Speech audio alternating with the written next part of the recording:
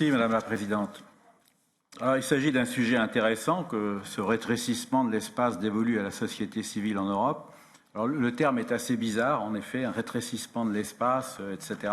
Moi, j'aurais préféré qu'on parle peut-être d'atteinte aux libertés, ça aurait sans doute été plus clair et plus simple. En ce qui concerne le projet de rapport, je suis d'accord avec 2 paragraphes, ce qui n'est pas rien, le 1 et le 12. Alors le 1 parce qu'il dénonce l'instrumentalisation de la crise sanitaire, qui a effectivement permis dans beaucoup de pays, y compris la France, de diminuer de façon excessive certaines libertés.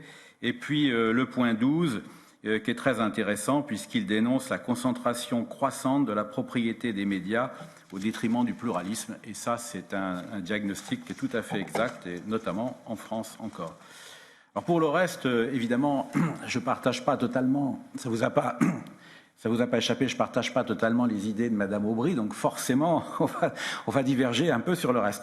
Alors, pour être constructif, il y a des points qui pourraient être acceptables s'ils étaient précisés. Par exemple, le point 3, on condamne les tentatives des États membres visant à contrôler les acteurs de la société civile, à opérer des discriminations. Il faudrait peut-être préciser un peu ce qu'on veut dire par là. Le point 5, c'est la même chose. On regrette que les efforts déployés par les États membres soient insuffisants pour faciliter l'accès des acteurs de la société civile à un financement stable. Il faudrait peut-être préciser encore les choses. Moyennant des précisions, ça pourrait être acceptable. Alors en revanche, il y a des passages qui me chagrinent davantage et sur lesquels je pense que je ne serai jamais d'accord. C'est le point 4 qui stigmatise 2 États, la Hongrie et la Pologne. Et je trouve qu'on ne devrait pas faire ça dans notre avis de la Commission des affaires juridiques, parce que là, on s'éloigne vraiment des considérations juridiques pour sombrer dans des considérations très, très politiques.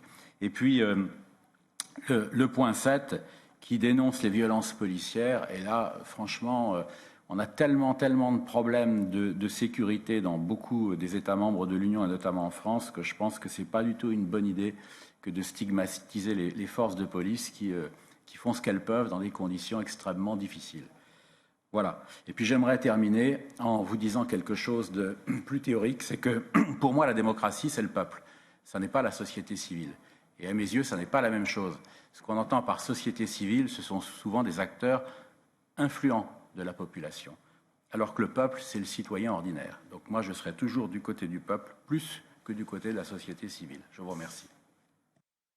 Pour rebondir sur ce qu'a dit M. Le Breton, ses commentaires étaient intéressants. Et puisque j'ai la parole, je vais en parler. Selon lui, il ne faut pas politiser le rapport en mentionnant la Pologne et la Hongrie, en les épinglant.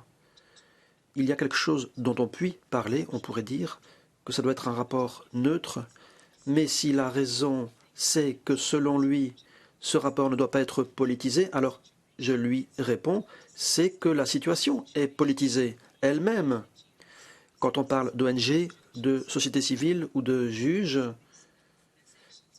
toutes ces personnes, tous ces acteurs ne devraient pas être politisés, ne devraient pas se laisser entraîner sur le terrain politique par des dirigeants autocratiques, et c'est ça le problème. Et il faut donc s'y opposer. Je ne pourrais pas m'empêcher, monsieur Le Breton, de réagir à vos remarques. Le peuple, c'est aussi celui qui se mobilise dans les rues, en Pologne ou en Hongrie, pour défendre un droit aussi simple, aussi fondamental, aussi basique que celui de disposer de son corps, que celui de pouvoir avorter, que celui dont on jouit en France, par exemple, mais dans d'autres États depuis de nombreuses dizaines d'années, et quelques dizaines d'années, et qui est sans cesse attaqué par l'extrême droite.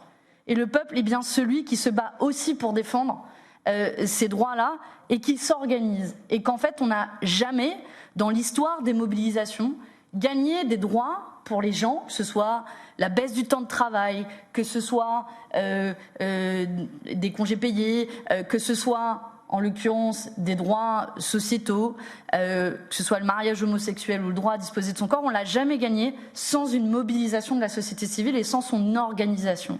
Et donc, oui, moi j'assume que le peuple constitué, il se constitue dans la société civile pour s'organiser en tant que tel et pouvoir gagner des droits, et que c'est notre rôle au Parlement européen et au niveau européen de garantir cet espace de l'organisation tel qu'il soit. Il y a des organisations de la société civile avec lesquelles je suis en profond désaccord. Mais c'est le cadre démocratique qui doit être garanti, que ces personnes-là puissent s'organiser entre elles, avoir un cadre de dialogue institué avec les États et qu'elles puissent se faire entendre, eu égard à leur poids relatif. Parce que je pense que les mobilisations contre l'avortement, par exemple, sont bien plus inférieures à celles qui défendent l'avortement. Mais elles ont le droit d'exister dans les limites démocratiques et du respect des droits et des valeurs fondamentaux.